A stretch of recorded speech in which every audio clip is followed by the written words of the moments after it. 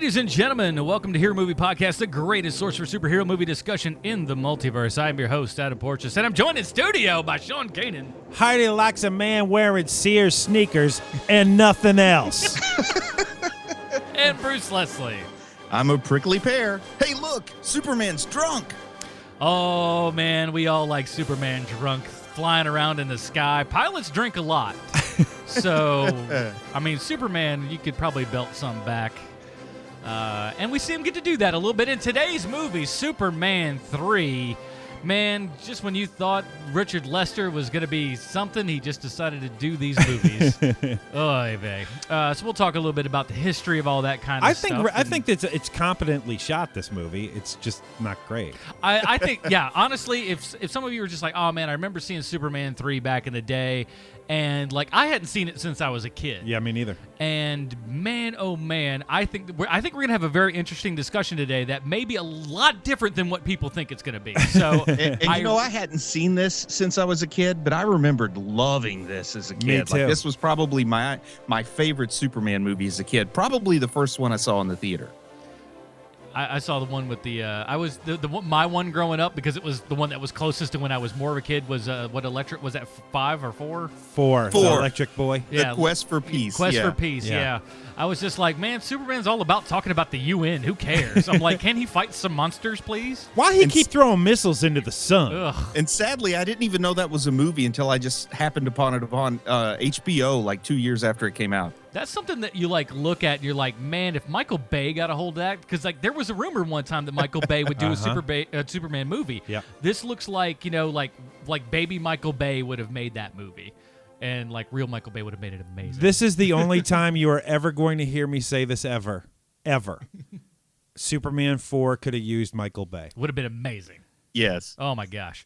But we're talking about Superman 3 today, you know, so it's a little bit different from the other Supermans and whatnot. But yeah, because everyone involved with it seems to hate it. Every single person. Why would they?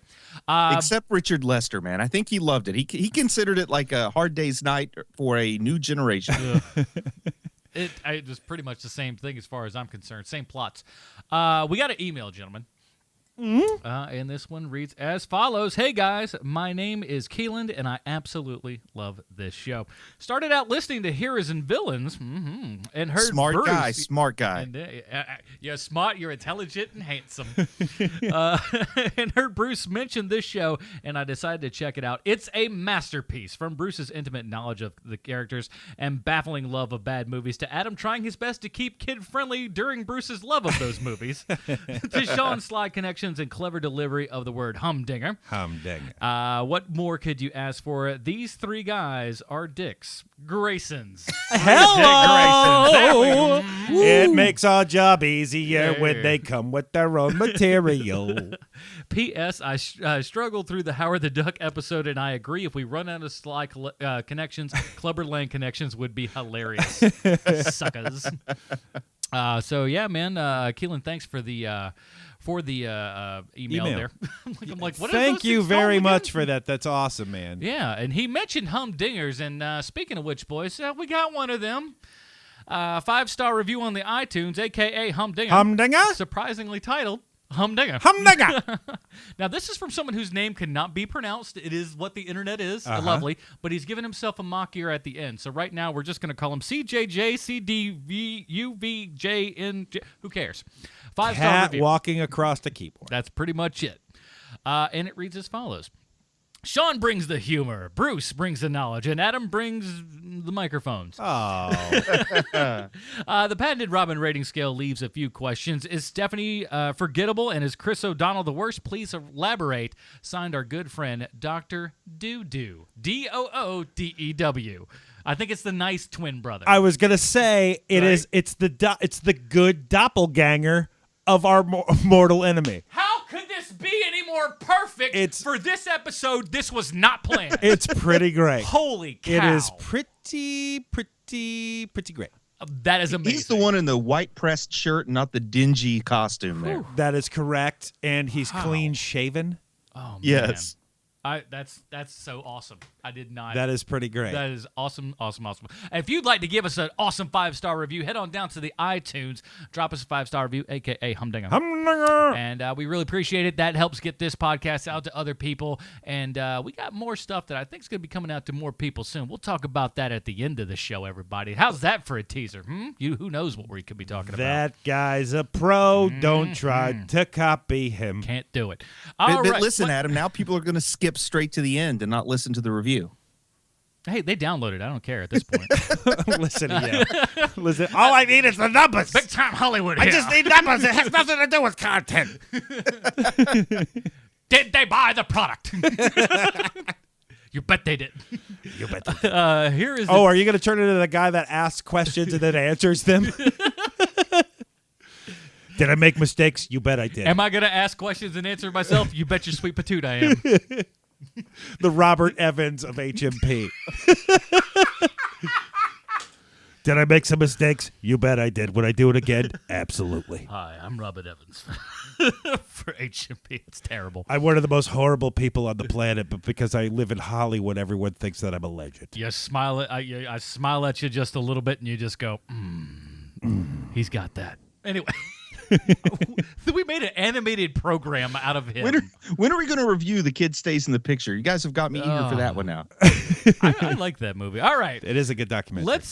Let's bring it on here, kids. Here is the trailer for Superman 3. I don't know why they decided to leave it with no audio. I can't have anyone with me who isn't with me. Superman's bad.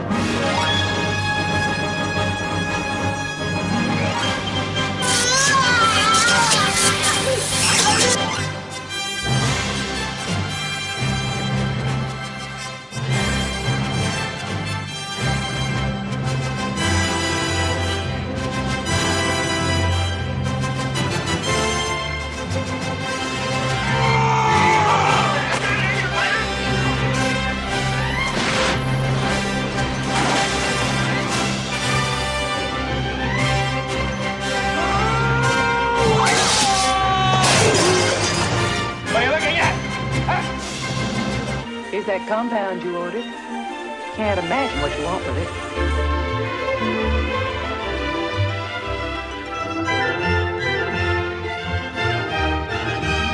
What the hell am I afraid for? I'm from Earth.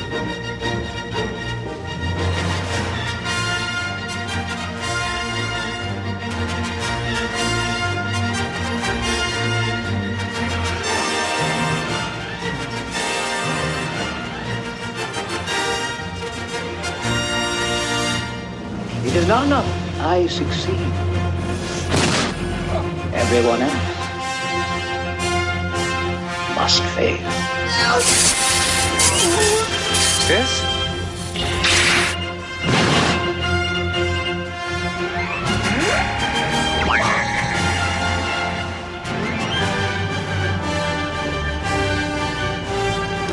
You know, I stuck around as a joke for a little bit.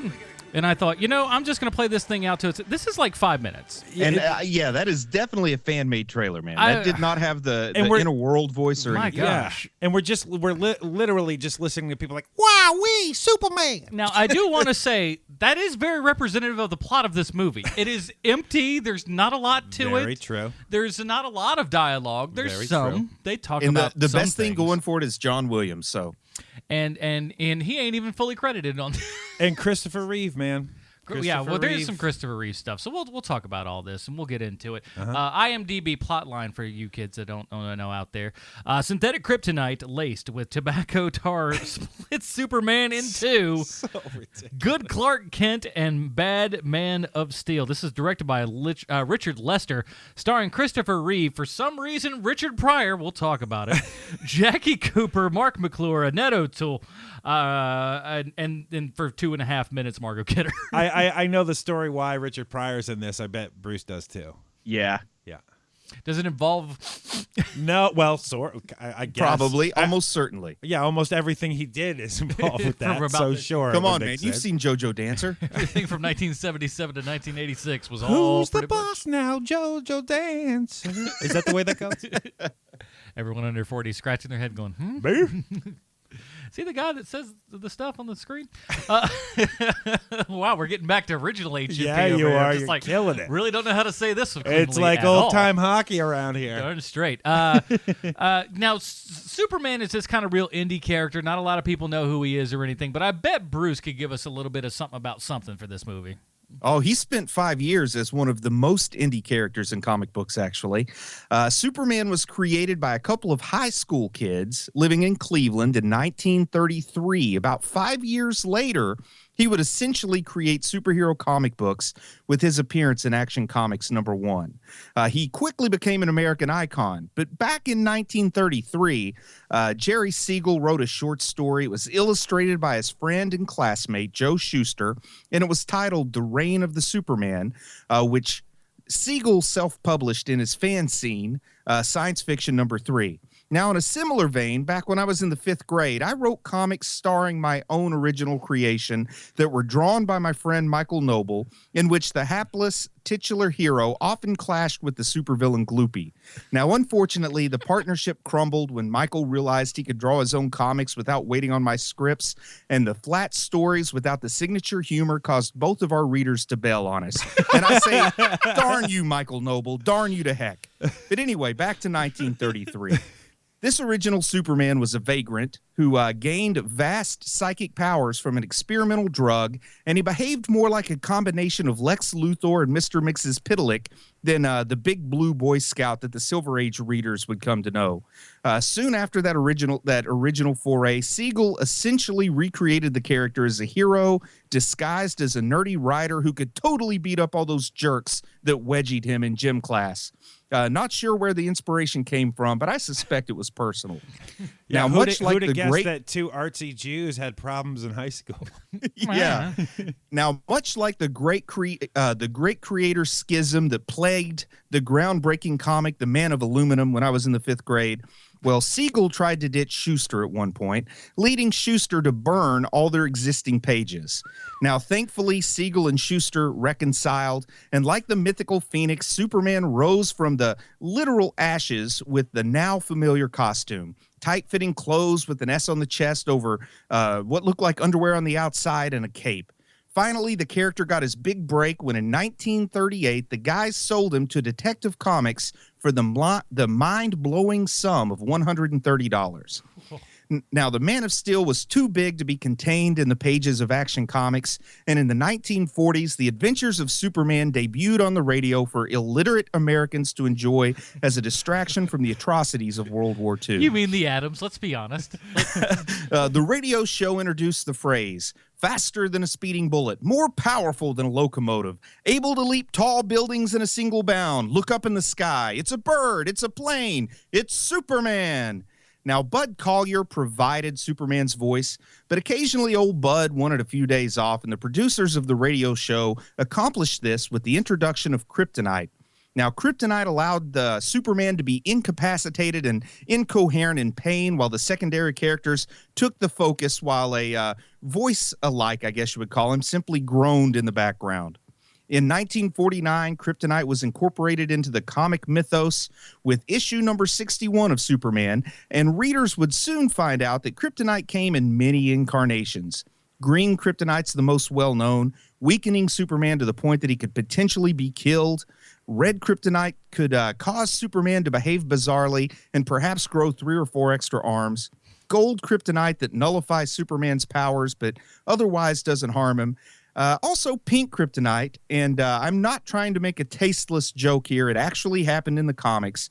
Pink kryptonite made Superman gay. Now, the most astonishing of all was something called red, green, blue, gold kryptonite that split Superman into 2 different people. It's this multicolored variety that created Superman Red and Superman Blue.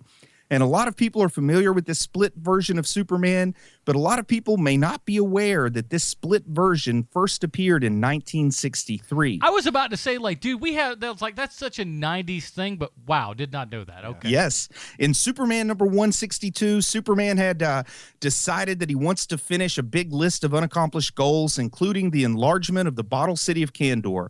In order to accomplish these goals, Superman invents a machine powered by that multicolored kryptonite that will increase his intelligence. The machine works, increasing Superman's intelligence 100 times, but it has this unexpected side effect of splitting Superman into two beings, and that's where Superman Red and Superman Blue first showed up. The duo then went on to convince Nikita Khrushchev and Fidel Castro to be good guys, and I must emphasize that I'm not making this up. It really happened in the comics. So the important question today is, what kind of kryptonite do you get if you substitute tar for one small unknown component? Well, you certainly have red kryptonite making Superman behave badly, and then you get that multi-chromatic effect of splitting him into two, though it is a delayed effect that seems to be triggered by junkyards. Also, instead of red and blue, we get dingy and goofy. So who knew that tar could do so much? Smoke them if you got them, kids. But not in a junkyard. Not in a junkyard, though, because that's no good. So Richard Lester is he was kind of a big deal back in the day, you know? He did the Beatles movies, right? Yeah. And that's how I guarantee you that's how a Beatles song is in this movie. Without a doubt. And also, you know, Hard Day's Night is a really fun watch. Yeah. Haven't seen it. I mean, look, I mean, the man they're good kind of just movies of that era and stuff, and for what they're supposed to be doing, they do a darn good job at it. Yeah. Are there plots as tight as the plot in this movie? Oh, just they're about, they're close enough. Roughly. Yeah. That's what he's used to dealing with. I mean, what's it? Is it you sort do of what like you know? we got to get to the show before 7 and they just have mishaps along the way or something like that? Everybody is always, It's mobbed. It's the uncle, right? They have to get the uncle somewhere, right? Is that? I haven't seen that in probably 20 years. Yeah. Sounds about right. What a VHS. clean old man. Yeah. But yeah, so this is the third in the Superman series, and we decided because chances are the next couple weeks we're going to do a lot of good stuff. And we figure, hey, man, let's go back to the well here. Now, let's drop trow over the punch bowl. Indeed. So it had been years since I had seen this proper, and I think everybody goes back and they remember, oh, man, Superman 3, Richard Pryor's in it. He's wildly unfunny. Let's just, and then by the end of it, you're just like, why did I watch this? What is this? And it's terrible. This time, I would say probably a scant 20 years later, I'm like, this is an interesting movie, and I think we're going to have a lot of it is interesting discussion. Bruce, do you want to explain why Richard Pryor's in this movie? Now, I don't remember if it was Johnny Carson. It is I think Johnny it was Carson. Yeah, it was one of the Tonight shows where Richard Pryor went on and just started to riff about how he saw Superman. And he's telling everything that Superman did, and he's kind of acting out all the parts as he said it. And he's having this real kind of manic sort of episode there that's pretty much recreated here in the movie at the skyscraper top snow skiing scene that we'll get to. But I guess one of the Salkins, or maybe it was Richard Lester, somebody saw this and thought that Richard Pryor was a perfect fit for Superman because of his little Superman bit that he did on Johnny Carson. Yeah, Ilya Salkin saw it and said, oh, he wants to be in Superman. And so they hire him on, and he didn't want to do it, but they offered him $5 million to be in the Superman movie. So he's like, sure, I can screw around for 3 months and make $5 million. Yeah, it's not like, how much work do I have to do? Yes, barely any? Sweet. Exactly. I mean, and when you got a coke habit that huge, you need $5 million. Not to mention, if this movie's to be believed, he spends his money pretty frivolously, so he needs a lot of it. Well, later on, we'd learn way more about frivolous spending in Brewster's Millions. Oh, man. Yes. Yeah, this was kind of, was this the entryway into like the toy and Brewster's Millions and sort of the standalone bigger studio films that Richard Pryor did? The toy is before this, then it's Superman 3, then it's Brewster's Millions and blah blah blah blah blah blah. Oh. I know he got like this $40 million contract to make movies for 5 years, and that's when he kind of left the Gene Wilder gravy train to the side. The Gene Wilder gravy train. That was the Silver Streak reference. Hey, well, I know, but I like, and speaking of which, that's why I was watching this movie. I'm just like, did I put in Silver Streak as opposed to Superman? But wouldn't it have been great if Gene Wilder had played that bad guy role instead of the Man from U.N.C.L.E.? Oh man, that would be awesome. And when we get to the Stallone connection today, the movie that was going to happen that the Stallone connection is based on today, it sounds like one of the greatest movies ever made. Was it that Power Man Iron Fist thing that I've seen the artwork for? No. With Gene Wilder and Richard Pryor? No, I love that artwork. Yeah, it is great. I love that artwork. What my question is there anyone more charming than Christopher Reeve as Superman? No, it's pretty tough. Oh my God, man. It's just so fun to watch him be Clark Kent and Superman. And it's just so lovely. Man, I forget just the sheer joy, even in something that is as poorly constructed as this movie. Mm-hmm. And also, I mean, when we get to meet the evil Superman, the grumpy Superman, it kind of reminded me that Christopher Reeve really can act. I mean, he's not just Superman, but it was like a totally different person there, and I like that. I like everything on that. I like the design. I like his acting with it. I love the makeup. I mean, it's all really, really good. The costume. Yeah. It's all just like that is the most on point this entire movie is, I think. I love. Bruce, start getting into it so we can talk. Yeah, I was going to say, because this opens up with Richard Pryor and in the unemployment office. And I think it makes it clear that this is more of a Richard Pryor movie than a Superman movie, which is an interesting thing to do with the third entry in a franchise. Imagine if the new X-Men movie opened up with 5 minutes of Kevin Hart at the unemployment line. Oh, come on. Well, I mean, I like that scene. I really do, because it's something that you just don't see in movies anymore, where everybody's ugly and the surroundings are ugly.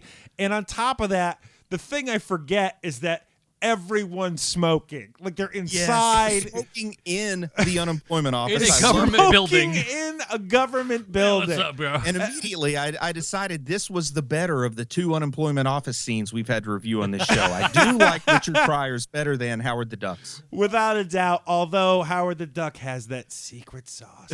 It does. Oh, and when Howard almost bit the big lady on the butt, Richard Pryor didn't do that with the big lady in this. Thank God. There's no caboose biting in here. That's no good. But I do love the days when not only did you smoke in public, but matchbooks were a great place to advertise school. I don't understand why that was. I mean, it is just like, it is really plot device 101, where it's just like, okay, how do we need to, because it is such an odd step here. Now, I listen, I've made it abundantly clear on this show, I'm not a smart man. But Bruce, how in the wide world of sports does Richard Pryor, who's like, he's been a janitor? He was, where were the other places he worked? A TV delivery guy. Yeah. And he got his TV stolen by a pickpocket. By a pickpocket, no less. And something else. He's gone through all these jobs, but somehow, like a savant, he takes to computer programming. How does this work? Oh, it's simple. All you have to do is program 2 binary coordinates at once.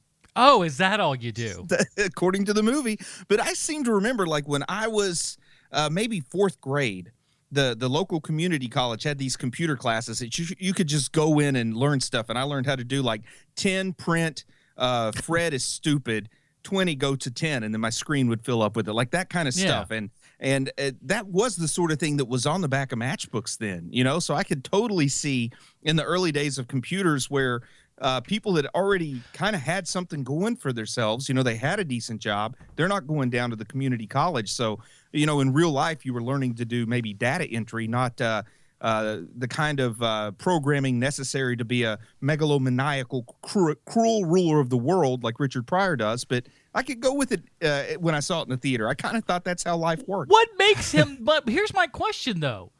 He takes to it like a fish to water.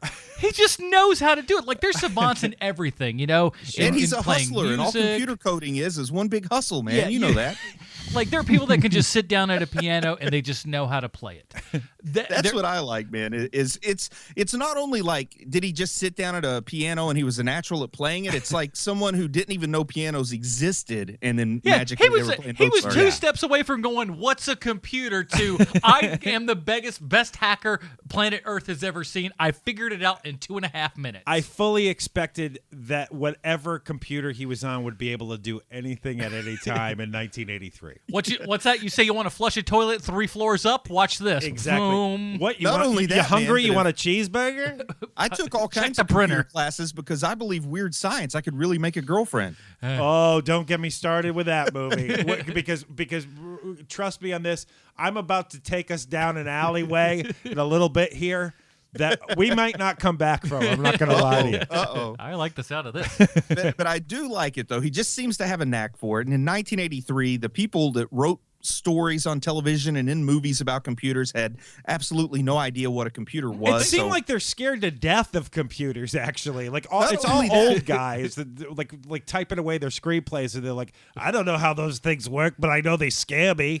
Well, And I there, like the whole there are trope people like of- that. Sorkin's like that with crap. Oh, really? He's a Luddite amongst all things. Yeah. So But I also like that 80s trope that we've already mentioned that just seemed to happen. Like, you didn't even have to ask the question, is this basic? Is this COBOL? What language are we using here? They just magically hit keys and know he's what to do. just over there throwing out the Fifth Symphony like it ain't nobody's business, and you're just like, you're the greatest hacker of all time, but yet someone pickpocketed a TV from you 25 days ago. I'm And working on I imagine computer. this movie makes legitimate computer programmers feel the same way that PGA pros feel when they watch Happy Gilmore. That's so great. kind of what we Yeah. do. Who doesn't like Shooter McGavin? Yeah. For breakfast, no less. Ah, nice. Nice pull, Portrait. So, but here's the thing, man. All right.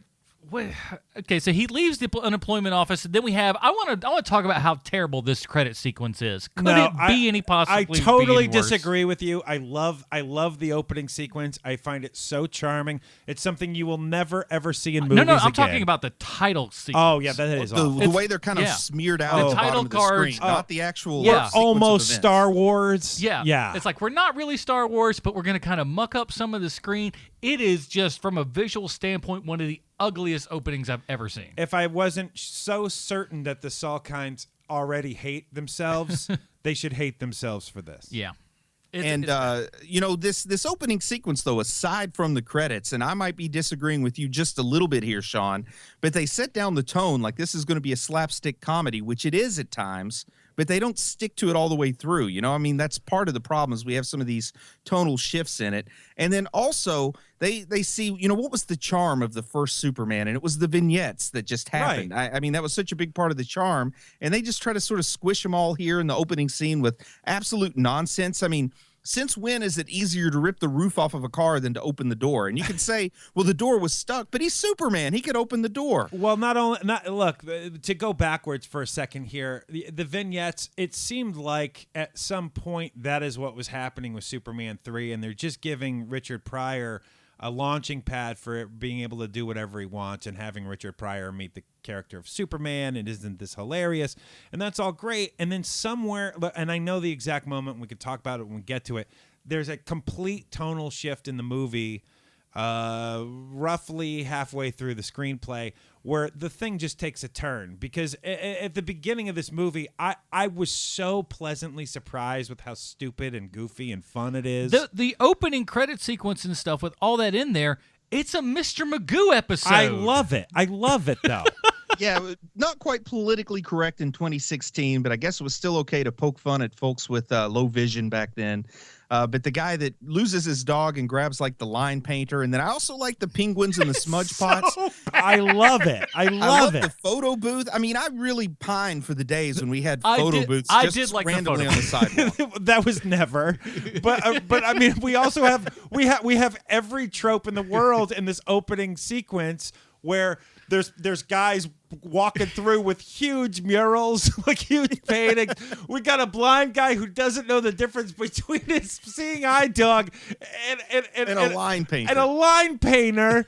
And we got the old smudge pots around the construction zone. I don't know in my life if I've ever seen an actual like flame smudge pot to warn people not to fall in the hole, because in all honesty, I think the fire's more dangerous than the hole is at that point. All of this is great. Like all of these things are so good, man.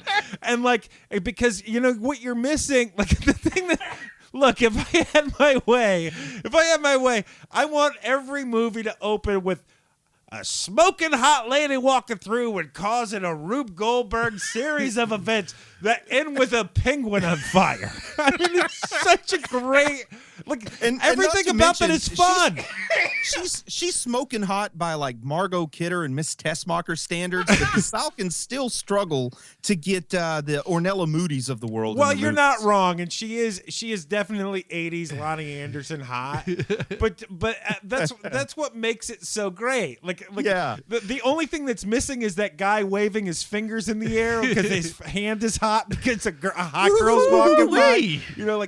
Some of that. Hubba. Oh man, and I also like it that when the producer looked at the script and said, "Okay, so we're gonna have to rip the roof off of a car in this opening sequence. What's the world's least expensive car? Let's go get one of those Eastern European things, because man, that car that guy is driving is not anything I've ever seen on the road." Open a window. Yeah. Does no one think to open a bloody window? This guy has water jamming into his car. Yes, how can a car that is so clearly cheaply made hold water so well, man? It's like an idiot savant of cars. Like, it's not a good car, but it's an excellent aquarium. Why must you poo-poo everyone's vision on this movie? Look, they had a vision, and their vision was man drowning in own car. Well, the such original, a look on his the face original like he script just had a doesn't know guy what to drowning do. on his motorcycle, and then they realized that wasn't going to work. He goes through, and then Superman goes to rip off the sunroof, which again, this guy has not yet opened a sunroof or any of the windows of his vehicle is beyond me. But Superman still goes and rips that up, but spoiler alert, takes him it's a little hard for him to do for half a second. Yeah. But yet, an hour and a half later in this movie, the man is literally picking up an iceberg the size of Manhattan. Also true. But sometimes you know how sometimes you pick something up and you think it's going to be lighter than it is. That's what happened. He was like, Superman is going to rip the car hood off, and he's like, this is a little bit more. This is a little bit heavier than I think. And also, listen. When you're watching every single episode of the 80s television show Voltron, at the end, the way Voltron's going to beat this monster is he's going to form Blazing Sword and he's going to chop the monster's head off. Yeah. See, this is because Voltron is a pro, a consummate professional. He doesn't go straight to Blazing Sword. He knows the audience wants a little bit of a show. There's a song and a dance involved. Exactly. So Superman knows if he just rips off that car hood, no one's going to be sticking around for it, but because Superman's a consummate professional, he's like, you know what? I'm going to give the people what they want. A little bit of a rippy rip, and then boom, car hood off. I'm selling the sizzle. I'm not selling the steak. I'm already Superman. They know that much. Absolutely. I know exactly what you're thinking right now, Sean. I know exactly what you're thinking, and I want to go ahead and counter it before you say anything. You're thinking the water shorted out the power windows in that car, but there is no way that car had power windows. No power windows coming out of that car in 1983. No way, that thing had a crank that was broken already. You can't just go inside a man's mind and take his thoughts and dreams, Leslie. I won't allow it. You can call me the white queen of this podcast. Oh, I will. Thank you. You have the floor, white queen. It's my time to say I'm quitting the show. I knew a white queen. You wait. No. You wait, because I am not kidding. Please continue, Bruce. Well, I can't believe we take it so long in this guy almost dying in his car. It is so tangential to everything in this movie. Because everything about this movie is the opening. To me, the opening sequence to this movie is everything that's because I'm not kidding. Early on in the podcast, when we first started the podcast, I kept talking about Empire Strikes Back is so awesome when you haven't seen it in a really long time. Yeah. And you're like, why am I not watching this movie all the time? And then they hit Dagobah, and Dagobah takes 17 and a half years to get through. Mm-hmm. Yeah. It's the same thing with this movie where it's like, look, as long as you know what you're in for with this goofy, dopey movie, it's super fun until it hits that wall of, wait a minute, guys. What is this? We got to be serious. And we've definitely got 3 movies here. We've got 3 movies worth of shifts in this film. I was so charmed by this movie and its stupidity and its dumbness, and it was like, man, they just don't make movies like this anymore. And then things start happening, and you're just like, when they get to the weather machine, it's literally like, this is Okay, I'm done. That's how neither computers nor weather satellites work, but we're getting ahead of ourselves because... And don't even start about the chemical fire with the water. Come on. Now, the first thing that happens that should catch our attention after Richard Pryor spends, about 7 minutes at the community college, he goes and gets a job working for some large megacorp in the what I guess is the payroll department on the computers or something like that. No, and the he comes payroll up with would the deliver the half-penny check scheme, to man. It was basic program. He was. It seemed like he was just logging in information. Like he has a computer Data job. entry. Yeah, in 1983, we he had said a he was computer supposed job. to get $200 a week for the job or $250 a week, so it's definitely entry level. And then he complains about his taxes. Comes up with what I call the old hay penny scheme. Where you take a hay penny from every paycheck. And it all adds up. But if you do the math, he took $85,000 in the first pay period. So that means this company had to be processing payroll for about 8 million people to get that many half pennies.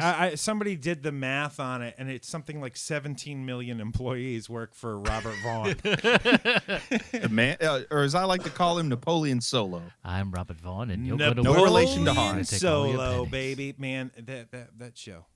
But I do love the half penny scheme. When I was a kid, I thought that was brilliant because I thought nobody's going to miss it. I mean, I totally thought Richard Pryor had the perfect idea, and I even had the thought if somebody does catch you, it's like you can't prosecute me, man. It was just a half a penny you were throwing away. I didn't steal anything. I just took what you owed somebody else. But it's like the gas station, man. It's not 215. It's 215 and 9/8 or some such nonsense. Mike Judge loves that plot too. Yes, he even called it out in Office Space. He said, did. "Oh, you mean like Superman 3?"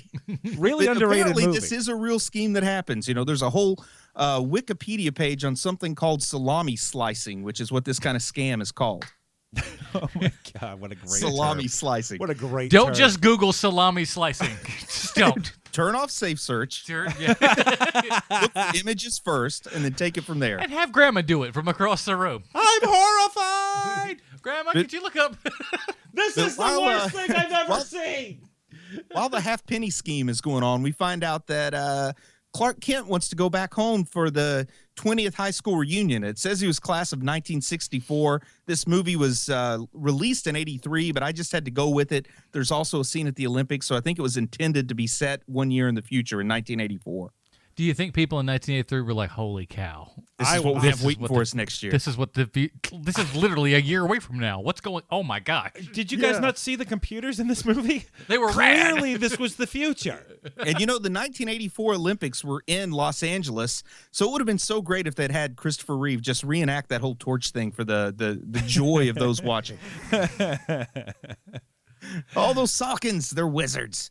But anyway, so Clark goes to Smallville and Lois goes to Bermuda, and she shows us. And by the way, that was a huge mistake, taking Margot Kidder out of this movie. Well, I think that they were maybe wanting to get her off the set. I think she's lucky she got the time she got. I mean, I think she was going pretty deep into her personal problems around this time. I think you're right. Yeah, she wasn't that far away from waking up without any teeth in a stranger's house and stuff like that. That's true. Who amongst us hasn't had one of those Thursdays? But I want to point out, she was going to Bermuda to a bottomless beach. Now, I've heard of topless beaches, but she only had a bathing suit top. I saw no bottom being flung around in the air. You better so bring a towel. I'm glad that they didn't take us to the Bermuda Triangle with her. Hey, cover up top there. We want none of that garbage around here. You do not want to get the downstairs, Bert. That's Clean for it sure. up. Oh, boy. And could you imagine, the Daily Planet is supposed to be like the New York Times, right? I mean, Yes. it's the biggest newspaper Well, in America. actually, it's supposed to be the Post. The New York Okay, Post. I didn't know there was a New York Post, but I'll go with it. I guess the Daily Bugle's the Times then over at Marvel. I would probably say that's closer. Yeah, But could the you Bugle's the imagine Post. trying to really make a pitch to the editor-in-chief of one of the largest newspapers in America that you should cover a small-town high school reunion? This is like really, it is and just send like a photographer and pay for it out of the expense account. we've had 83 people murdered in the last week, all by with similar coincidences. Let's send this guy back out to his hometown so he can talk about shucking corn in an article that no one will read. Let's forget about the salami slicing scheme that's plaguing the city. Let's go to the small-town Smallville reunion. Well, if my new Lord and Savior Donald Trump is any indication, the newspaper business is dying because of things like this. Because of these things, they happen. Because of salami slicing. Salami slicing and sending Christopher Reeve out to the middle of nowhere. Horrifying! But, thankfully for everybody watching the movie, Jimmy Olsen breaks his leg and a chemical factory catches on fire, right? Thanks for taking one for the team, old Jimmy. Hey, man, Jimmy's that's for what Jimmy's been doing in all the other Superman movies. Breaking your tibula ain't too bad because he caught a bullet in the chest in the last movie we saw. True. I can already hear Ilya Salkin screaming at Richard Lester. I told you to cut down Jimmy's role to save on money. Now we have to spend money on a cast. Costuming's going to rake us over the coals. That's $17. He is just like, they just let him do whatever he wants to do. They're like, just climb up that pole and start just shooting away. We got to keep Jimmy happy. He's the only one coming back for Supergirl. Poor schmuck. Yeah, so he breaks his leg and everything. And the chemical fire factory is ridiculous. Yeah. It is absolutely utter ridiculous. How does any of this work on any level at all? Well, this is before movies are made with science or people or forethought. Any sort of listen, we need to get an expert in here to see what actually would happen at a chemical plant. Like none of that matters. Gary's brother's a janitor that works there. Go talk to him. Listen, I think I know how chemical factories work because I saw one on TV once. Like that's literally how they do it. Not to mention that this chemical factory fire may be the worst executed Chekhov's gun I've ever seen in any kind of performance anywhere. Because it does come back at the end. If by that you mean the greatest, because we saw Superman blow on some water and then bring it over. And I love how you can freeze the whole top layer of a lake, lift it up, and the lake level doesn't even drop like a fraction of an inch. I love that part. And it also doesn't break on itself when you're flying it around. Because if this was Zack Snyder's version of Superman in the next movie, we would see all the farmers angry because of the drought he caused. Well, not only that, but Superman would have killed the baby. Oh, man, I would have loved to have just seen like a fishing boat in the top of that getting dropped onto the chemical fire. He stomped on 3 goats for no reason, just on account of he felt like it. You don't even need to do that. Why are you doing that? They're not even close to there. First of all, let's talk about this real quick. Why is Superman crying? Bruce, you mentioned it when you talked about the creation of Superman and everything. Faster than a speeding bullet. How incorrect is that in this entire movie? Well, they're using that kind slow. of Matrix bullet time idea of faster than a speeding bullet. They think if he goes slower, it looks faster. There's also the deal of that they seem to have like he has a gas pedal. It seems like in this movie. And did you see how bad it looked when they tried to make him run fast in the first movie? They learned their lesson the hard way. Yes, they did. So we'll just make him fly slowly, so that'll work. He's faster than a halfway filled blimp. I mean, it looks like really fast, like jet footage, but it doesn't look like Superman's flying. It's like the river is 5 miles away. One would think it would take Superman. How long was that race around the Earth with him and Flash? Was it 8 weeks? Because at this pace, it would have been 8 weeks. I got to admit, one time watching this on my VHS when that chemical fire was going on, all I could think is, where are Bob and Doug McKenzie when you need them? Oh, that's glorious. But, he does put out the fire. Jimmy Olsen breaks his leg. I love the scientist, the world's least concerned scientist. He's so calmly and quietly saying, oh, yeah, if those chemicals get too hot, they'll, destroy the world. That's all. I'm just going to stand here calmly. I'm not going to go try to kiss my wife goodbye before we all die. Yeah, Superman's on the scene, but he may not be able to handle it without me and my very clean white coat standing here doing nothing but watching the disaster unfold. And don't forget smoking. Let me enjoy this Pall Mall, Superman. It's like, as I explain. If it weren't for that ad on the back of a matchbook, I wouldn't be a chemical engineer now. The lights have turned red and things are almost. The pot of soup is almost boiling over. That's the level of scarcity in this place. They're like, oh no, I'm going to enjoy this lucky strike. All factories were equipped with this doomsday level on every monitor that they had. I loved it. It's awful. I don't know. I kind of I still like the movie at this point, by the way. I do. Yeah, me I do. too.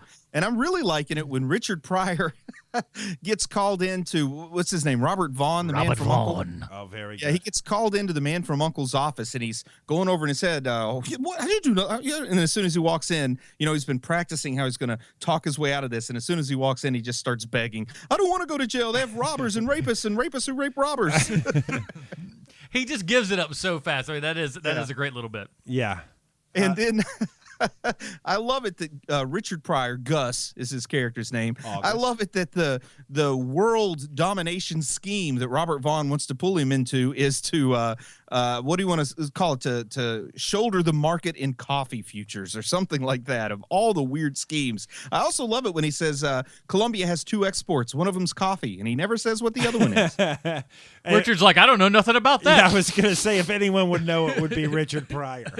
See, that's where Richard Pryor should have said, there's more money in the other thing. Like that would have been a great Richard Pryor riff. Yeah. Because allegedly he wasn't really given a script for this. He just kind of improvised all his lines. That doesn't seem like what he's doing at all. I do love that he's doing that, though. They're like just off camera. It's almost like you can feel him going, Richard, stretch it out, Richard. We gotta get the scene like for like 3 I loved it though, man. It's almost 2 hours, this movie. Come on. Also, here is the part where I start realizing, is the entire movie ADR? Did they fire the sound guy halfway through this movie? They shot it there's Italian style. No way that they could have captured Pryor's lines in post. They had to at least get those the first time around. Yeah, maybe that's what they're doing. No one else is mic'd but Richard Pryor. And we also finally get to formally meet Lorelei Ambrosia, the psychic nutritionist. What a name. Man, what a job. I've had some Why didn't Ambrosias. I go into that? Psychic nutrition. And I also love, as the movie unfolds, we find out she's probably the smartest person on the screen, but she has to play dumb, which I guess that was sort of a thing in the 80s. I've never really found like baby talk and stupidity to be incredibly sexy like everybody in this movie seems to. I thought like the fake kryptonite stuff was having the opposite effect on her. That's what I thought too. I thought that was like But making she's her from smart. Earth. You heard it from Richard I Pryor don't know, bro. himself. I don't know nothing from nothing. I just thought it was making her smarter. Something interesting to know is that actress is a clinical psychologist in real life now. She gave up acting and got a job, not as a psychic nutritionist, but as a clinical psychologist. Huh. I predict you're going to eat a raspberry this evening. What does that mean? How does she know? Means what? Yeah. See, my idea of a psychic nutritionist is they watch you and go, that's going to make you fat. Yep, that's going to make you fat. I can see the future, and your future size 42 waist. That sounds fat. like sassy. That ain't good for you That's at all. Give me some of that. I like being fat. You don't. That's the great part. Is the psychic nutritionist tells you how you're gonna be fat. Really, it's mostly just to get food for herself. She's just like, you're gonna get fat. Now give me that pie. You're not gonna put any butter on those raspberries. And Take them from me. They're mine now. We go get skinny. Get out of here. We go back to Smallville, to the high school reunion where Clark reunites with Lana Lang.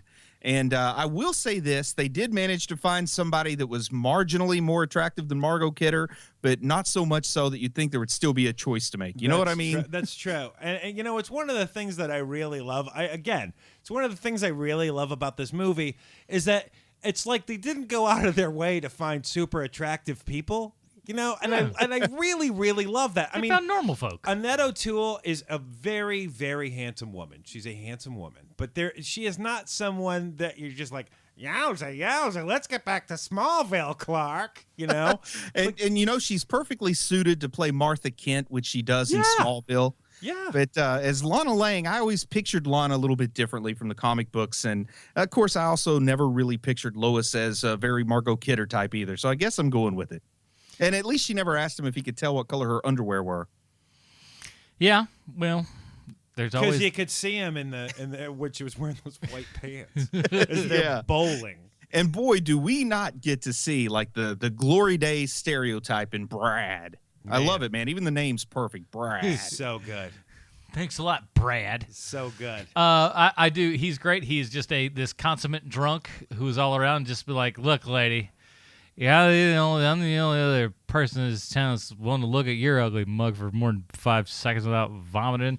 And Let's I get know together. that little Ricky doesn't have a father, but I don't know why. Maybe Brad killed Ricky's father. I don't know what's going on. Where is poor Ricky's father? I heard, I maybe read something or something. I forget what it was, but they made some sort of, cockamamie reason why, like, oh, they died in a fire. The only thing that I know about that is that when it turns out that Lana's a single mother, they turn it in. They put that in the comic books as well. Is that the second that the producers said to DC, "Hey, we have Lana, and Lana's a single mother," DC was like, "Oh, hey, that's a good storyline. We'll mess around with that and run with that for a while." And they also introduced that character, the computer programmer Gus, in the comics. Did they really? Or are you messing with me? I'm messing with you. He set himself on fire in the first issue, and he never came back. But that's a whole nother story. Oh my god! Wow. But yeah, little Ricky doesn't have a father, and I like it because she says it's tough being the only kid in town that doesn't have a father. And I'll tell you, man, I grew up in a small town about like Smallville. Plenty of kids didn't have fathers, man. That sounds like a John Cougar Mellencamp song. Little Ricky doesn't have a father. Growing up in a small town. Tasty freeze, Ricky. Ricky ain't got a dad. I don't know why he's much more country than what he actually is. And more Bruce Springsteen. No. All right. They're all about working men. You got a little bit of working man stuff in there. It's all that kind of blue collar, stuff. And then around this time, I think Richard Lester realized the movie's gone about 15 minutes without any of Richard Pryor. So Gus, I love how hard they work to get Gus in Smallville because he has to control a weather satellite, to control the coffee trade, and he has to do it from a small town where nobody will suspect him or connect him to the man from U.N.C.L.E. And they just happen to have a small town in Smallville that just happens to have a security guard who's Brad. And Brad is the best. And how does he know that Brad is a 24/7 lush that he goes in and brings Brad's in a security guard in Smallville, Kansas. Fair enough. At night. Yeah, that's a good Plus, point. it's 1983 where kind of everybody was a drunk. You were either a drunk or like a devout non-drunk. There was no in between then. All right, now I'm about to hijack the show. All right, fair enough. Because now we're at the scene that absolutely, it's so crazy the way this happened to me. Because I just watched this again today, right? So Brad is night security in Smallville. He's drunk. He puts his feet up on the desk. Right. Now, it shows it for maybe 6 seconds. Brad happens to be wearing something I am very, very familiar with called the Winner 2. They are shoes. The shoes from Sears, huh? Sold by Sears. Exactly right, Bruce, because I think that we come from the same humble beginnings, so you know what those are. When your parents didn't have a lot of money, they took you to Sears, where for me, once a year, I would get a new pair of sneakers. Now, let me slow you down for just 1 second, because I lived in a town closer to Smallville in size than any town in Connecticut probably was. Mm-hmm. So we didn't go to Sears. We went to the Sears catalog store. You picked out what you wanted in the catalog. You had to go to this little office with a surly man who sat there, tell him what you wanted. He ordered it. It came in like 3 weeks later, and you went and picked it up. That's how I got my Winter 2s. So you did. So you wore Winter 2s as a kid also. Oh, man, that was only when Dollar General was out of those Velcro shoes. Oh man, so get ready for this, right? Because I had to do the research on it because first of all, here's what happens, right? So once a year I've got to wear the Winter 2s. I get one pair of shoes for the entire year, and Brad is wearing them in the scene, right? And so, and once a year you get new shoes, and you try to keep them as clean as you can. And one of the cool things about these shoes from Sears is that one, they're made by Converse, but they're made by Converse, and you had two styles. They could look like Adidas, or they could look like Pumas, and I always like the Adidas ones better. So when I'm a little kid, I was like, if I'm successful enough, I am going to buy as many Adidas sneakers as I can. And if you ever see the pictures of my house, you will know that has happened. I spend more money on shoes than probably your wives. I'm not kidding. I have so many pairs of Adidas, it's insane. Anyway. So I do the research today, Bruce. You are going to absolutely lose your mind when you hear this. I go on eBay today, and I look to see if you can buy Winter 2 shoes on eBay, and you can. They range from anywhere from $50, which I couldn't believe because they were they were literally like $5 shoes. Yeah. They were anywhere from $50 I hope that you are sitting down $399 on eBay. Did you see what sizes they had? I did indeed. I did. Because if I could get a pair that look cool, because they are, I mean, they look like straight out of the 70s and early 80s, like the kind that we had, because I mean, that's when they were there, right? Yeah. So they range anywhere from like size 5s, because you know they were basically made for kids, anywhere to size 13s for men. I am not buying Winter 2 shoes for $399. I just can't do it, man. I could spend $50 on a cool looking pair. I'm not spending $399 on $5 shoes. I won't do it. Well, thank goodness you can still get Rustler jeans at the store. You aren't wrong. I used to. Man, get I those went through too. so many pairs of Husky Rustler jeans growing up. See, I didn't know what these were. Now I'm kind of looking at images just to give those guys an idea that are a bit younger. Think if you saw like a really good looking bowling shoe. Yeah. Like you went there, you're like, man, those like for a bowling shoe, that's pretty hip. That's cool. I like that. They look like the crappiest pair of Adidas you've ever seen in your life. Is Yeah. what they look like. But they're standard, man. They weren't that bad to have on, though. You know what I mean? They were comfortable. They fit in. Like you said, they kind of looked like Adidas, even though they had maybe an extra stripe or something. You know, they did something for the copyright They do. reasons. Converse ones here got 4. Some of them do style. have 4 stripes. Some of them have 3. I think what happened was they started with 3, and then they were forced to make the 4th stripe. I'll tell you this much: I never thought this show would devolve into sneaker talk. I told you that would happen. I That's told amazing. you I'm going to totally hijack the show with this. Because here's the other part that Bruce isn't telling you about the Winter 2, is that the reason why my family got them was because they're made of cheaper, like stronger material, so you can wash them over and over and over Right. again, and you lose almost nothing from it. So you could wear these shoes for a year, because I mean it's rubber and it's vinyl and it's it's something. But when tell me if I'm wrong here, but when your foot grows fast, the big toe always starts to pop out of the end of the toe of the shoe well before you're going to get a new pair. Generally you are right, unless you are like me growing up. I mean, I don't want to sound like the oldest man in the world here, but we were outside all the time. So, you know, like we played soccer, we played football, we played baseball, we did all of these things. And so you generally would run out. The first thing that would happen is that your shoes would get filthy.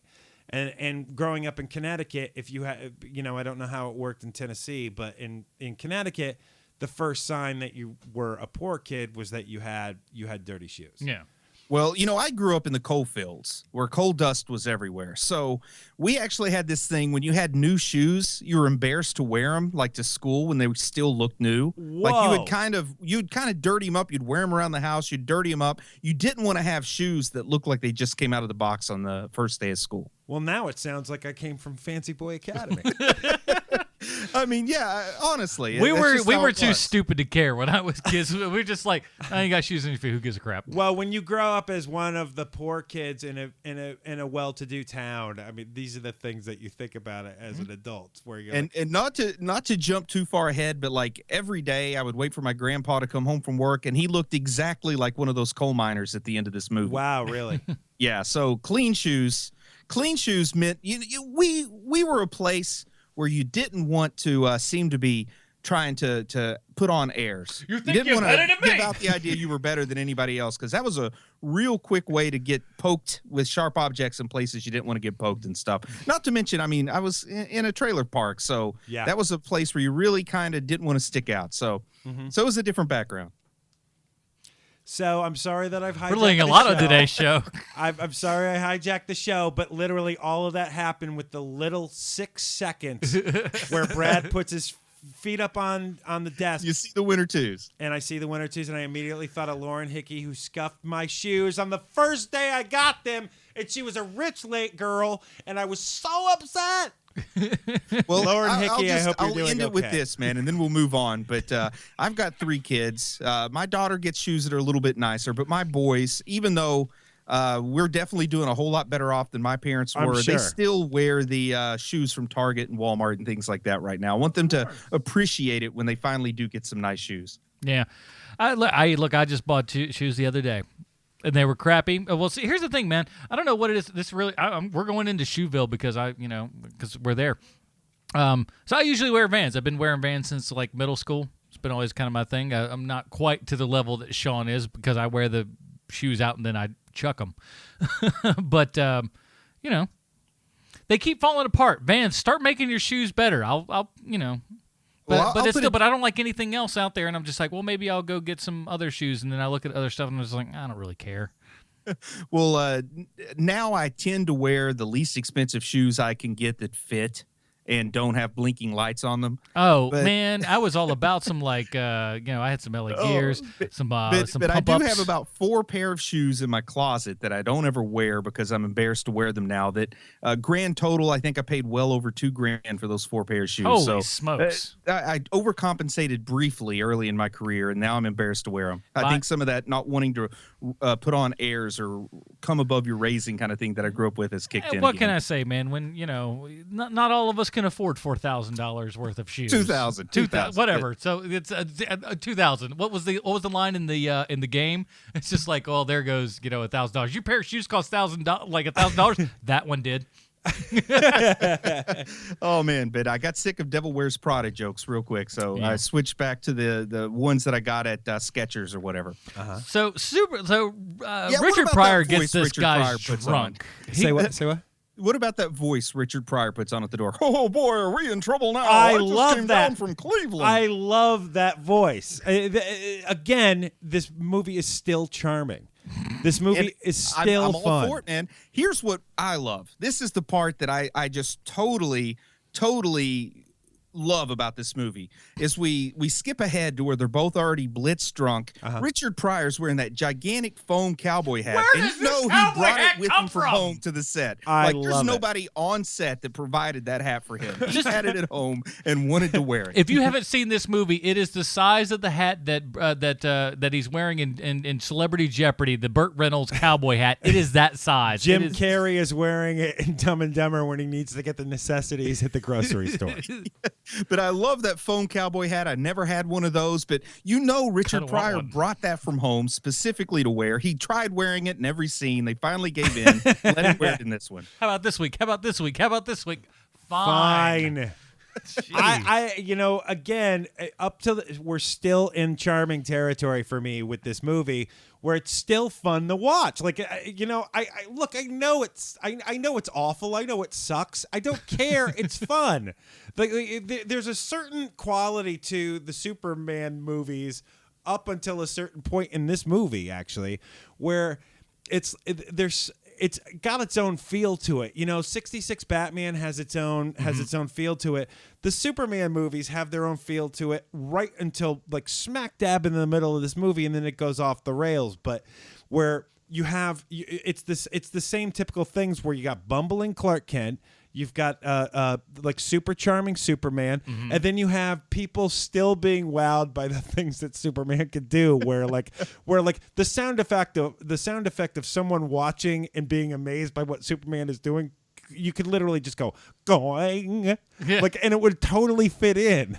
Boing. What? Now, I've got some real important questions to ask here, because once Gus gets Brad drunk and he goes and figures out how to get both keys into the computer at once, how long is he on that computer? And can we recount how many different bizarre things he does with that computer that computers don't do? Well, there's no less than 3, and because the people who wrote this are clearly from the old school of comedy. I think that there's 3 things that he does before he gets to the weather machine. Can we agree that he came there at night? Brad was the night watchman. It's like the middle of the night while he's at this computer, but at the crosswalk, it's like high noon. Yeah.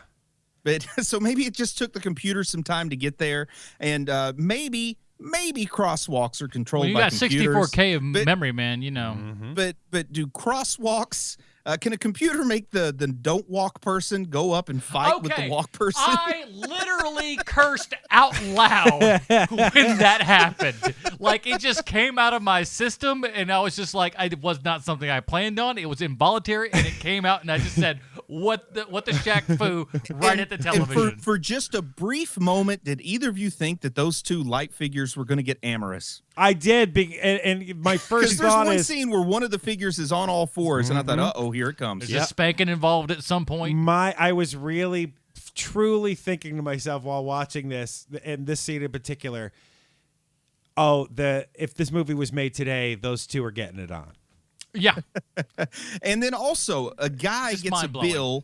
A guy gets a bill from like Macy's or somewhere where he assumes his wife has gone shopping and run up a $136,000 bill. So while he's at the computer, during this night where Gus has access to the computer, they've already managed to alter his account, print it out. The post office has delivered it. He's gotten around to opening it while he's eating his grapefruit and shoves it in his wife's face. I like to think that really had nothing to do with anything. That was just a scene that we got that was in there. It's like, there's no way that could have happened within that point. That's just like a little the backstory on the girl that got slapped about the cat in the first one. That's just a little bit of exactly. That's just one of those things where it just goes, here's a look into the Richardson household. Look at this. Donnie Richardson does not really like what's happening here, and kind of slags on his wife a bit. Here's a scene of quiet desperation during the Superman movie you've been watching. There's a whole nother movie you don't even know is going on right now. Spousal abuse, kids getting smacked around. I love this stuff. And the guy at the American Express ATM gets money spit out at him. That's the third thing, and that's pretty believable with the computer. And that one's happening at night, and the guy's putting the money in his pants like he's having a seizure, as if somebody would walk by seeing him get money from an ATM and think that it was anything other than exactly what an ATM is designed Just for. fold the bills, you idiot. Put it in your pocket. He's shoving it in his pants. Here's all I got to think is he's going to go to the newsstand and he's going to buy a paper and maybe a cup of coffee, and somebody's going to get a crotch buck. He's going to pull one of those out of his crotch area and pay for his newspaper. That sounds a whole lot like the Upright Citizens Brigades will be nice and call them butt pennies. Have you ever seen that? No. It is good. It is one of their best sketches of all time. Thank goodness for debit cards in this day and age. Oh, so good. Don't ask where to slide that. Eventually, though, he succeeds in getting the weather satellite, which is like a doomsday machine up in the sky. Like they really needed Brainiac or Lex Luthor for something like that. And it just ruthlessly attacks Columbia, where conveniently the bingo winners from the Metropolis vacation getaway happen to be on vacation in Columbia. I'm sitting there like this whole time, like in the beginning when they're doing this whole raffle crap, I'm like, what on bloody earth is the point of this? This is a Shaggy Dog tale that goes nowhere. Wow. And I like the way, too, he sets in the coordinates to the satellite as Columbia, South America. Like it's as small of a place as Noda or something. He's just like, Columbia, South America, attack there. And then, Robert Vaughn is watching the actual weather pattern going on his television while Gus has quickly made it back from Smallville and sobered up, and he's up on the rooftop ski resort that Mr. Vaughn has. And he's telling him all about how Superman saved the day and all this stuff he does, putting the pink thing around him like a cape and acting out all the parts. That's really directly lifted from the riff he did on Johnny Carson. Yeah, he's getting on the stuff, I'm sure, at this point. But I do love it when he says, "Oh no, I don't know how to ski." Falls off of what has to be. Come on, even a modest estimate. This is like a 40-story skyscraper, probably higher than that. Oh my gosh! And his life is saved by skis. Landing on his skis, he doesn't die. I love that part too. Doesn't break the window. I love that part too. Lands flat in his skis. But I've already checked out of the movie at this point, because when you see Superman on the news Richard Pryor is just conveying to them, because they're not actually watching the news. You're in his mind remembering what he saw on the news. Conveniently cheaper to do it that way too. You're right. It was. I'm done at that point. The movie is no longer fun and delightful. It's now, oh man, now we got this weird subplot of how this guy's going to take over the world and business is bad and all this. And it's like, guys, let's just get back to goofy Superman. And it's here before the kryptonite, the fake kryptonite is ever made, where the psychic nutritionist says, well, we should defeat him with kryptonite. You know, she says something intelligent and they go, what? She goes, krypton ham or something like that. Like suddenly she acts like she doesn't know what she's saying when she realizes she's blown her cover as an nincompoop. Right. And that's where the whole idea of coming up with the kryptonite, when Richard Pryor has to come up with one final ingredient. He looks down on his ever-present pack of smokes and he sees tar. And man, I remembered that this kryptonite had tar so clearly. Me too. From a movie that I've seen, 33 years ago now? Man, I can't believe just how clearly I remember that part above some of the other stuff here. Yeah, the three things that I remembered was the tar and the kryptonite, him freezing the top of the lake, and the weird thing at the end with the computer and them getting eaten by those are the three things I remember. Yeah, I remember Bad Superman and the Leaning Tower of Pisa. Yeah. I remembered the tar, and then I also remembered the lady getting turned into a cyborg because I had some nightmares after that one. Yeah, me too. I remembered that there was I thought there was way more skiing in this than there was. That was the weirdest thing. I was just like, Christopher, I'm Richard Pryor's skiing like a lot in this movie, right? It's Plus, like the opening at of James 9 Bond. years old, that's the age of wonder, where I honestly believe that there are skyscrapers in big cities with ski resorts on the top. Hey, what? Hey, who's to say that there's not? You don't know. That's such a cool. Again, that's one of the things that I really like about the Superman movies is that, yes, of course, the supervillain is going to have a little ski lodge at the top of a skyscraper. Why are you making such a big deal out of it? And I like it that Superman is guilted into going to Ricky's party by Lana. And they have what is the saddest parade I've ever seen. I mean, that is a sad parade for Superman. And I like to think they were just trying to convey that, like, a small town has this really sad parade because they don't have the resources to do a good one. But I'm blaming this one on the Salkins. I think that's the best parade they could put together. We have how much left in the... Ooh, that's not good. What you got in your pocket, Ilya? I have... Let's get that truck from the props $4,000. department. Liz, I have blood pennies. Look, we spent all our money getting that costume from the Patton movie. We have nothing left for Oh the my parade. gosh. So yeah, his patent speech is just like the worst. It is awful. I love it. Plastics. Do you want our So president awful. signing a peace treaty and the pen breaks and he gets ink all over his suit? I kind of would like that. That'd be funny to watch. This is it is like the visual just like and joke equivalent of someone just like slowly falling off of a mountain trying to just grab onto any tiny little bit of so thing, awful. but it's just bad. Now, So let's get what to year the was, junkyard. What year was Smokey and the Bandit 2? Because I think Jackie Gleason did a better riff on the whole Patton thing than Richard Pryor did, but I don't know which one came first. 82, I want to say. Let me look it up. You Because, guys, man, Patton was really in the zeitgeist there for a little while. you guys vamp. Get to It was get- terrible. Get to the junkyard. All right, here I let's love go. Jackie Gleason's Patton impersonation little thing that he did in Smokey and the Bandit 2. But, yeah, Richard Pryor gets up there, tells a story about, y'all like to go to church on Sunday. What do you sit in? You sit in plastic. It keeps your butts comfortable. And goes on. And then he wants to present this mysterious substance to Superman that looks exactly like what Lex Luthor tied around his neck and threw him in the water. How does he not sit there and just go like, "Oh, kryptonite, this seems like the worst idea ever." And then I love it. He expects something to happen right away, and he hands it to Superman, and nothing happens, and he goes back to report that he failed on his mission here. 1980. There you go. Okay, so I guess happened. Jackie Gleason's Buford T. Justice did the Patton thing before Richard Pryor did. Late to the party again, Pryor. No, that's He but was busy. okay, all right. They get to the point, and this is where like the world just explodes for me, and I'm thinking, Where am I? Superman becomes a real Richard. Yeah, I don't know where this comes from. I don't know why it is there, other than the fact that there was one of those, hey, you know what would be cool, and then they just started doing it. And I like I said, how does he kind of just splits in half? Well, before he splits in half, though, he goes around being the bad Superman. That's where we get that scene where you just hear a voice on the sidewalk go, "Hey, look, Superman's drunk." But he goes. I love the the first drinking. sign we see is there's a truck getting ready to crash off of a bridge, and he's too interested in taking old One Eye to the optometrist with Lana Lane. I actually love that scene where it's just like, I'm always on time. He's just like, now look at you, baby. hey man, so who cares? Those people are dying.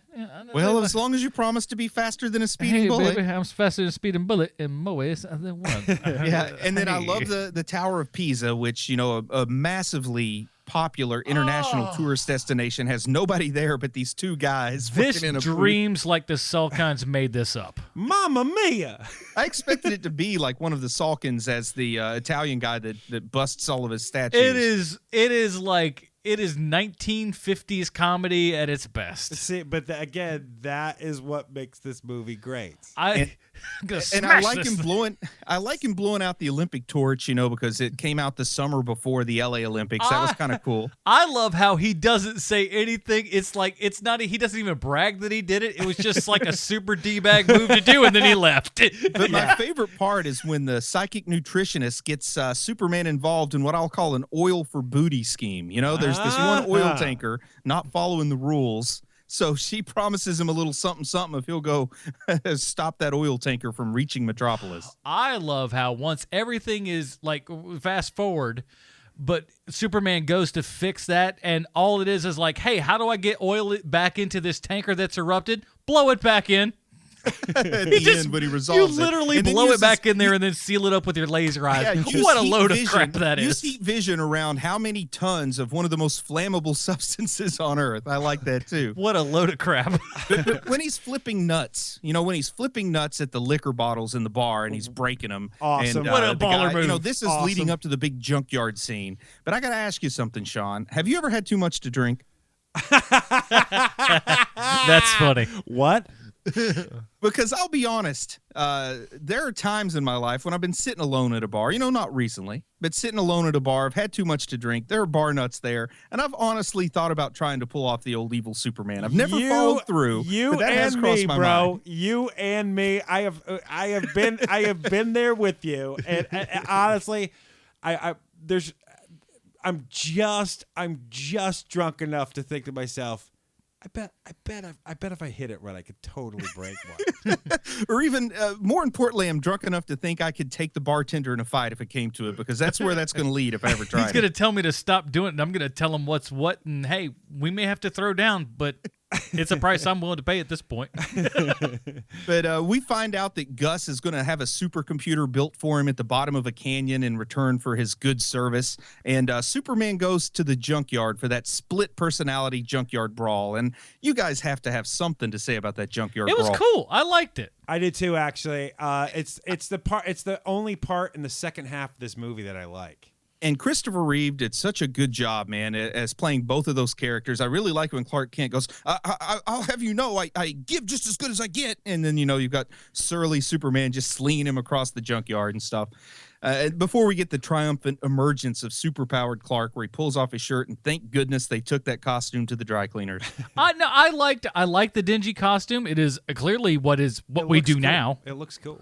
I like his That's messed where up. Snyder got his inspiration. No, it looks just flipping like it. It's pretty close. I like his hair like that. Yeah, me too. It's not as it's a little more flowy. He's not a Dapper Dan man. He even looks like he's got a little gray in the temples there. Yeah, like he I like been it. Touching it up with the hair dye. That just is for true. men. I like it a lot. I think that's a good look and everything. And I'm just like, oh, we get the regular standard blue and that's. I mean, I guess, but. It also launched that scene launched a million Elseworlds tales. and I like the way that Richard Lester just has no idea what Superman can and can't do. Something that starts, and I'm convinced it's just like a delusion or some kind of a psychotic break that Superman's having, and he expects us to take this very literally, that he split into like two parts, good Superman and bad Superman, and fought himself, then bad kids. Superman just dissolved. They didn't even like freeze him to save for a sequel or something. He just dissolved. It's like in Nightmare on Elm Street when, if you turn your back on Freddy and you believe that he's not going to hurt you, then you're all good. Or in Generation X, there was something like that, I think. It's all that kind of yeah.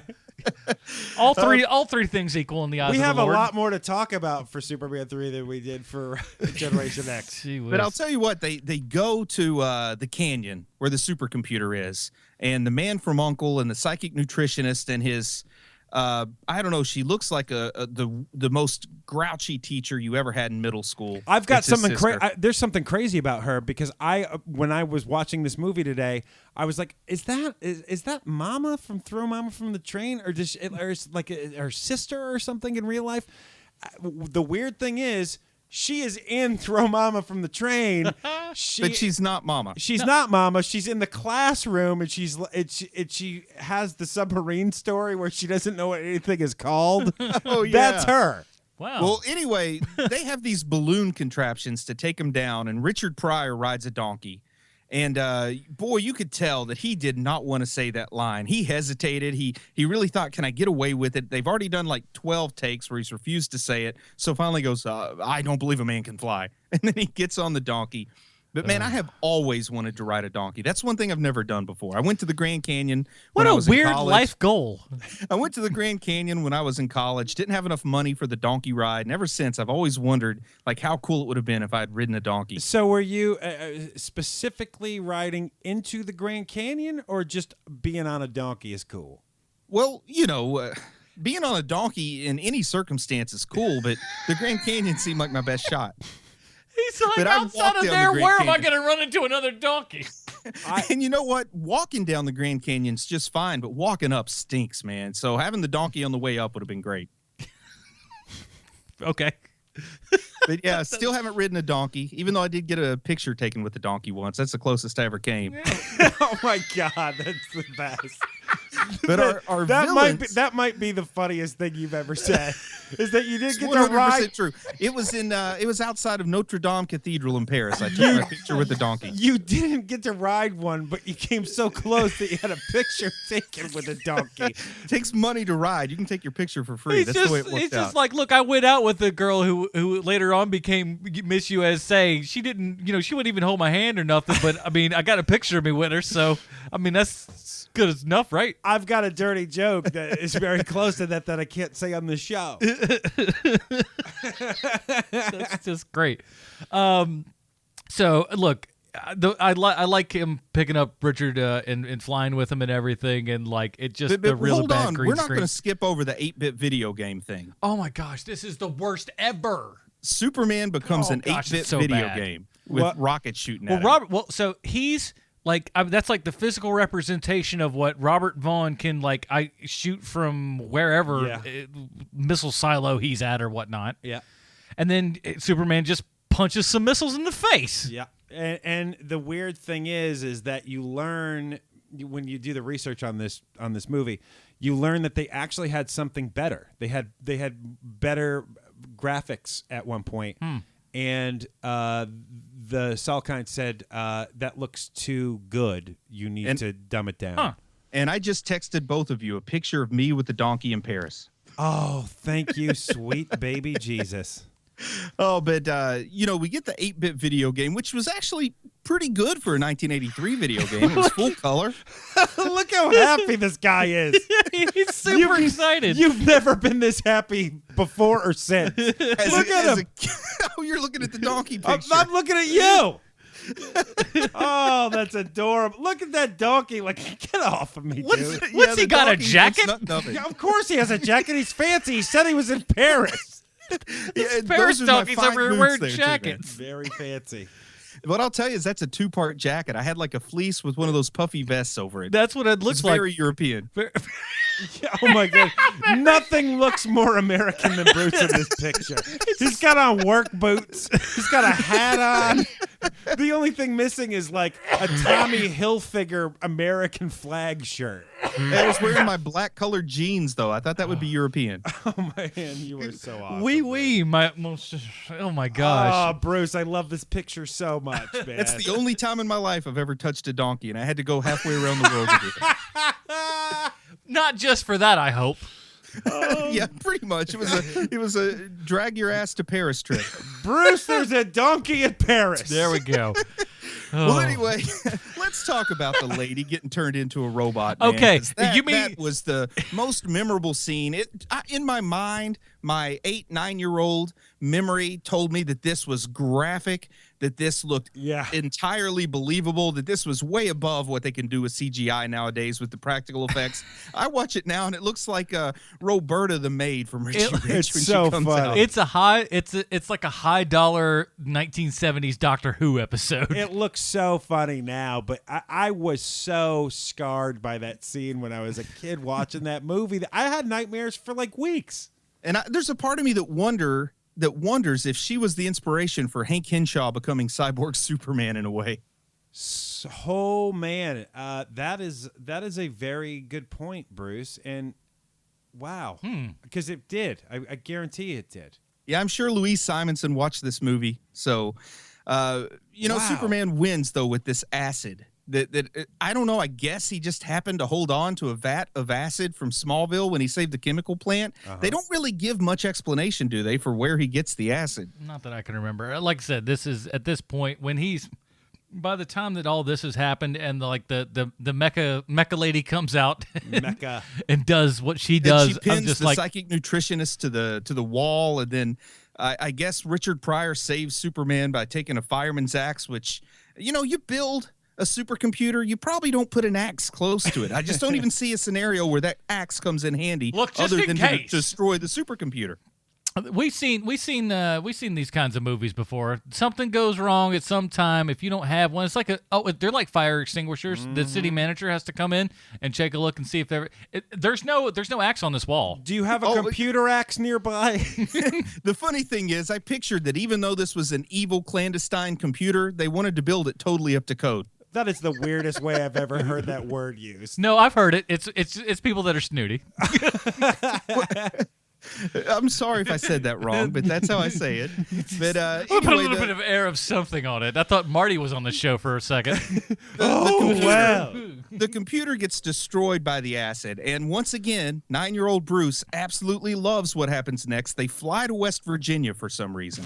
Oh, I know why. They fly to West Virginia to turn coal into a diamond, and I totally believed if I worked out enough, I could do that to coal. And not only does he, just pick up a random piece of coal, squeeze it until it becomes a diamond, it becomes a super cut diamond too. That's right. That is just like of all the this is like got a market value of $8 billion. The Jewish part of me knows that is a cushion cut diamond. Oh my goodness. And I got to say, 1983 was not a good year to leave Richard Pryor unsupervised in West Virginia, so I hope he did okay. It is so it's just dumb. But man, yeah, as a 9-year-old, my dad worked in the coal mines at that point in time. My grandpa had worked in the coal mines, and seeing those old coal miners there with the dust all over their faces and their helmets, that was something I never expected to see in a big Hollywood movie. So I loved it at the time. I had to wait all the way to the end, but I got my payoff with the West Virginia coal miners showing up in a Superman movie and Richard Pryor getting left in what I'll assume is Logan County, West Virginia or something. So when you're a kid and you see West Virginia portrayed in this, are you like yes, or are you like why are you showing that part of West Virginia? Well, that was very accurate to where I lived. I mean, it seemed like way too dirty to be shown in a movie, so I liked it. I got a kick out of it. Although, one guy kind of had a West Virginia accent, but the other guy sounded like he was from Brooklyn or the Bronx or somewhere. Like I didn't quite get the one guy's accent. Sure, I got a West Virginia accent. Go ahead, put me in your movie. He sounds very authentic. Boy, mining sure is got a hard. computer. The one guy did okay, but the one guy didn't. But I liked it, man. I thought it was great. I mean, what else are they going to show? Mining this coal sure is hard. Am I right? Yep, you sure are right, boss. And then Lana moves to Metropolis and shows that big diamond ring off to Margot Kidder, who just came back from Bermuda, where she exposed some kind of corruption in the Caribbean, which I was shocked to hear there was corruption in the Caribbean, but she blew the lid off of it. And Brad showed up in Metropolis for some reason to pick a fight with Clark Kent, which was the end of the movie with a little slapstick comedy. What was that about? And what was, Richard Pryor should have been here with the big reunion at the end. I thought dropping him off in West Virginia was a weird choice. Yeah. And giving him a job and Superman is your reference. And then that's just like, well, the big blue guy says it. come on in. Yeah, just imagine a strange person you've never met before comes in with a guy wearing his pajamas in the daytime, asks for a job working on your office computer unsupervised, and you give it to him. You send that man to the spot. nut house. You beat me to it because that's where I was going. Good grief. But I think we've said all that we should say. Not all that we could say. Definitely but probably all that we should say Well, about this movie. let's We've get- gone way longer than I Yes, thought. but we would. I think this movie deserves it. If it worked for 45 minutes of sneaker talk, this would have been a shorter. That's true. podcast. That's true. But Hey, I warned you guys ahead of time that was going to happen. And you still had to go blow by blow on the plot synopsis of this. It's both our fault, Bruce. Both of us. That's true.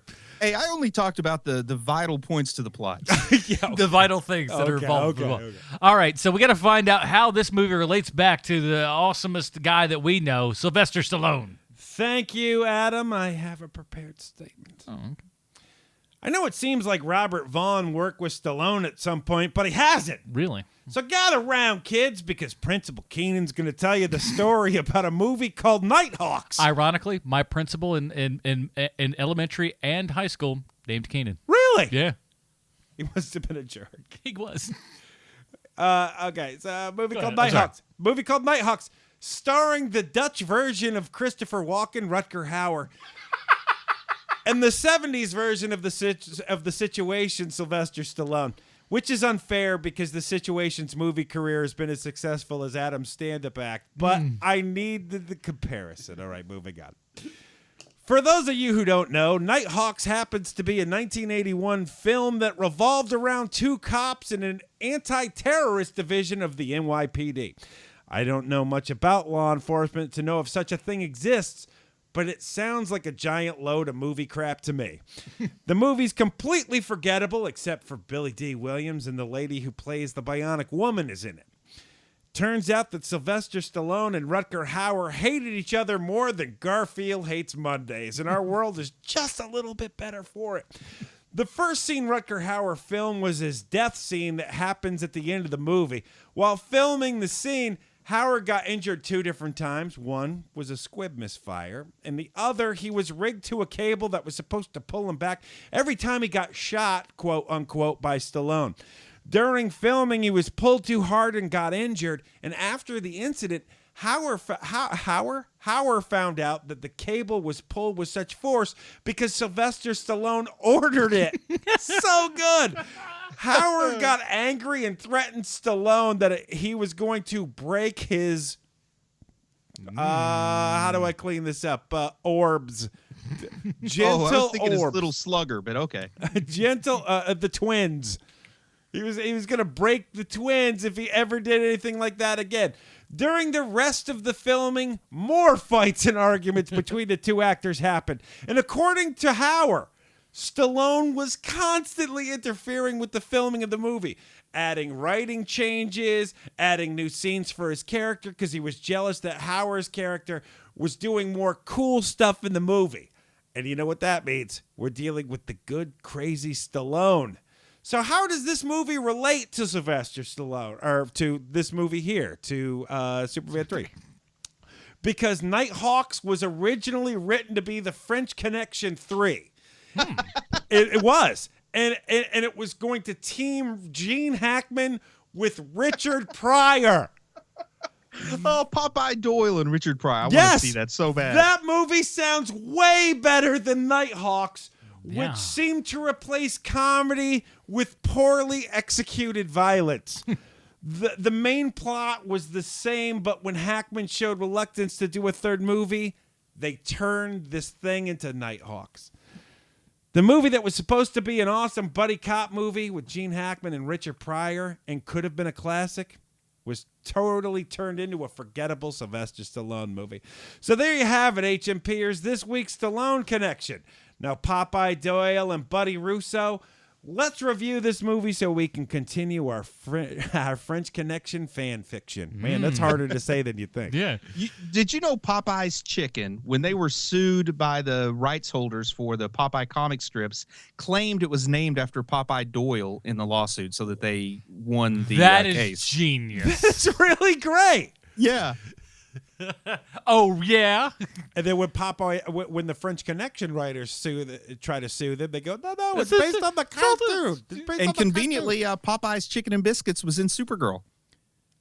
I think that's right. Actually. Is it? Because Kentucky Yes, Fried that was the place where they went to eat when the witch made the heavy machinery go haywire. I tried to forget as much of that movie as I could. Kentucky Fried Chicken's in this movie today. That's true. Yeah, There's a little bit of but I think KFC action going didn't on. like the treatment that they got, so they pulled out, and Popeyes pulled in. And we've reached the end of the Wet show. it, wipe it, good night. Bruce, what is your patented Robin rating system for this movie, Superman 3? Well, I'll say that it's like being able to touch a donkey but not ride it. You know, there's something to be happy about seeing this movie, but you know it could have been better. Like I said, it's a weird movie for me. Even though I know it's not good, it does have a certain charm, as Sean points out. And I like it for what certainly are nostalgic reasons, remembering the summer of 1983 and getting to see this at the Huntington Mall in the movie theater next to the Gold Mine, which was our local arcade. But I'm not sure that it's as good as I remembered. Richard Pryor in a superhero movie is something I could never forget. Evil Superman is something I could never forget. The Lady Cyborg, all that stuff's a mess, but it's a charming mess, I guess, to borrow that phrase again from Sean. So I'm going to give it a Damian Wayne. Keenan. I'm going Tim Drake on this. I had such a great time watching this movie. This movie is terrible, but it's the right kind of terrible. It's super fun to watch. It'd be more fun to watch with people who have the same nostalgia that you have while watching it. This movie is so fun to me.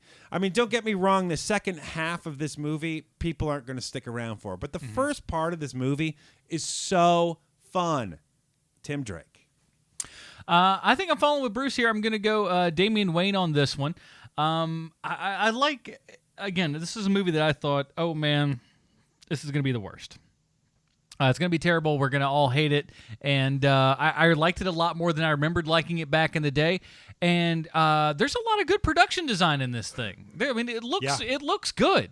I mean, it's shot a little bit more kind of almost traditionally, whereas you look back at like, the original Superman, that almost looks like a Rocky movie in comparison from the way that it's shot. Yeah. But this movie made me think that, when you look at Superman, the original Superman, that's like, oh, that is Superman in a movie. This is Superman, but this felt like serials. Yeah. This felt like a serial thing made into an entire movie. Yeah. And I got that feel from it because there's always these little vignettes. You got these little pieces here, here, here, and here. They make up this all big connecting story and everything. And it is long. It's 2 hours long, and there's a lot of stuff in here, and they cram in as much as they can. I don't recommend it. I'm not going to say like, hey, man, this is a great movie to go watch. But, if you're in the right mindset and everything, you can do a lot worse. It's super funsies. And if it was on YouTube, it would be a definite must watch. But because you do have to pay to see it, that makes us be a little more timid. Hey, I was in Target this week, folks. You can get like all 5 Supermen for like $15 on DVD. I got the in Target. I got the 4-pack for $10. Yeah. So, they're pretty quick, easy to find. It's not a problem. Yeah. But that's it for this episode, everybody. Next week, we got some interesting stuff going on. Because this week, as you're listening to this episode, on Thursday evening, Sean and I will be in New York City checking out the premiere of Preacher, and they're going to be a Q&A and everything. So we're traveling up there to watch that because we have a new podcast called Preacher Podcast. Some of you have subscribed and listened and everything. We thank you. For those of you who are not yet on board, you ought to, because it's going to be big.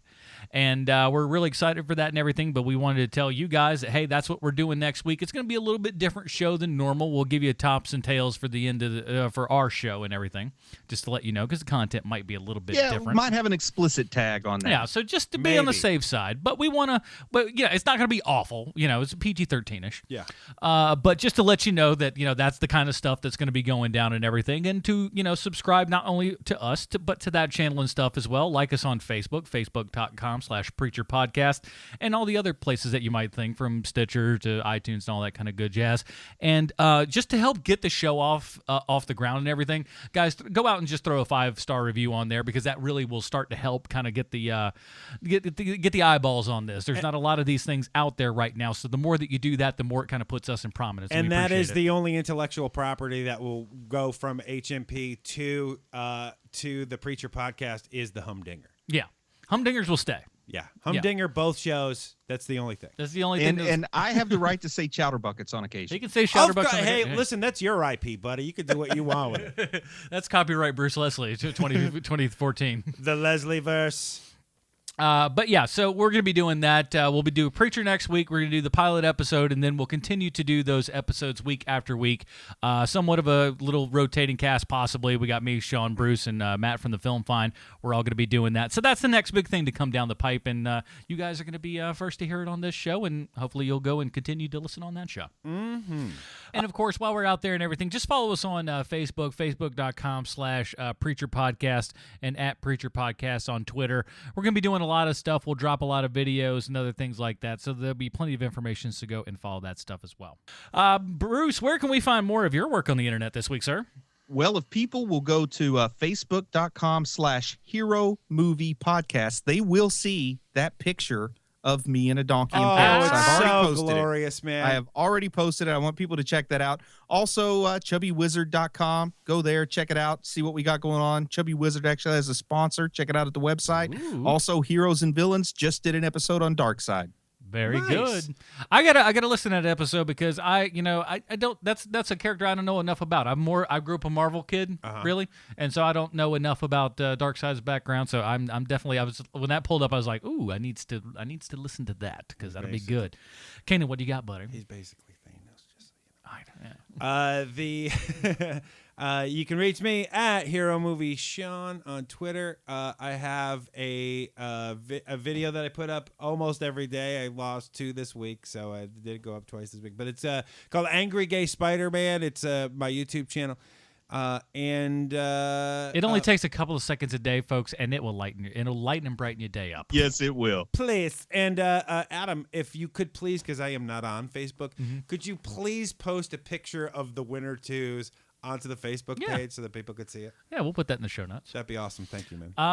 So yeah, and of course my other podcast, The Film Find, at thefilmfind.com. This week we're talking about the new movie from George Clooney and Jodie Foster, Money Monster, and we'll also be talking about The Darkness, another Blumhouse picture. I believe in a thing called love. You are. Listen to the rhythm of it.